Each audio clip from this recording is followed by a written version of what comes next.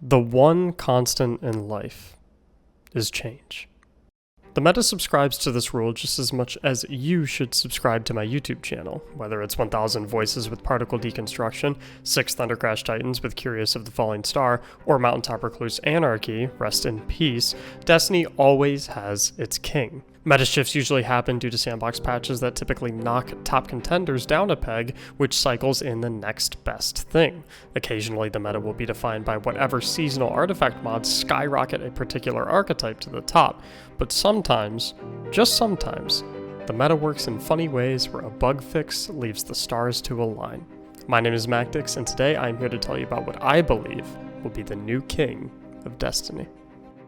Arbalest is a gun that has shined more in PvP than anything else in Destiny history due to its pretty incredible aim assist. Most will look at this gun and never even consider it in a PvE context due to the myriad of not only other exotic options, but simply other special weapon options. Snipers, shotguns, and grenade launchers will typically always top the charts in some category, whether it be range damage, up close and personal one-shots, or going over to the bad guys' houses and unplugging their monitors.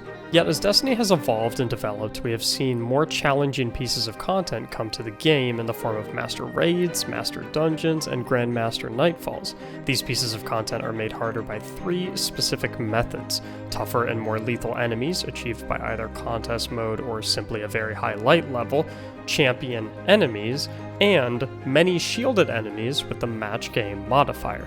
Tougher and more lethal enemies have always had an answer of play back and play safe. Longer range weapons like Arbalest have always shined in situations like these, however snipers have always taken the cake in this department. So why is Arbalest knocking down the door to take the crown now all of a sudden?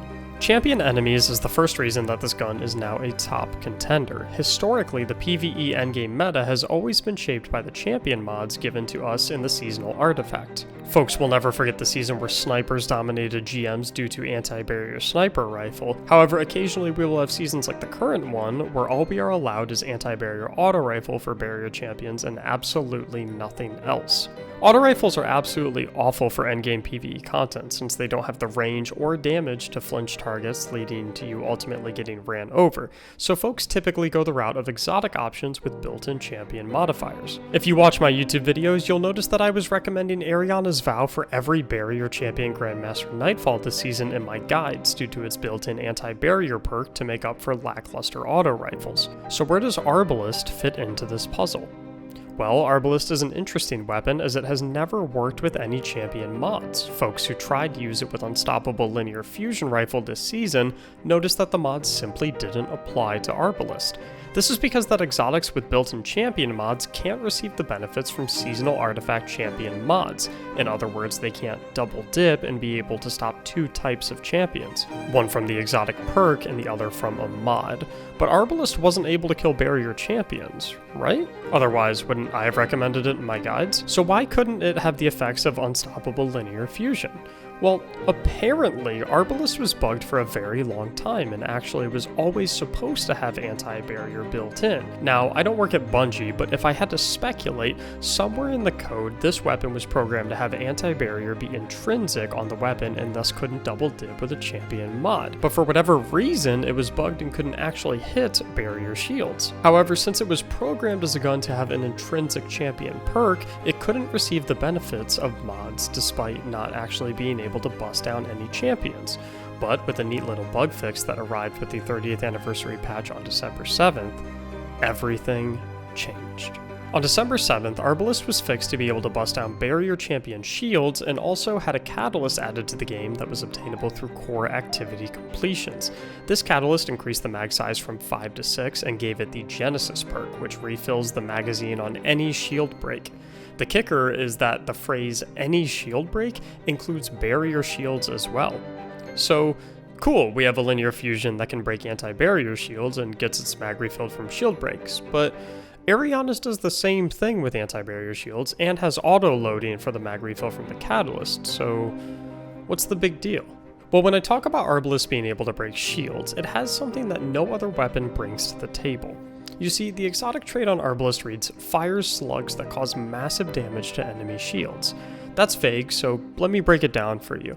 Despite it being a kinetic weapon, it one-shots absolutely any elemental shield in the game. even in GMs with Match Game.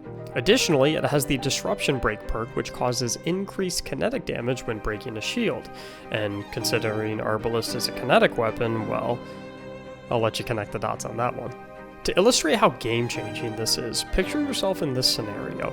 You are about to run the Proving Grounds Grandmaster Nightfall, which you know has barrier champions in all 3 types of shields, so you scramble to find weapons that are appropriate for barrier shields, and the other challenge is the strike throws at you, and things that are good for boss damage, and make sure that across all of those options, you have all 3 elements.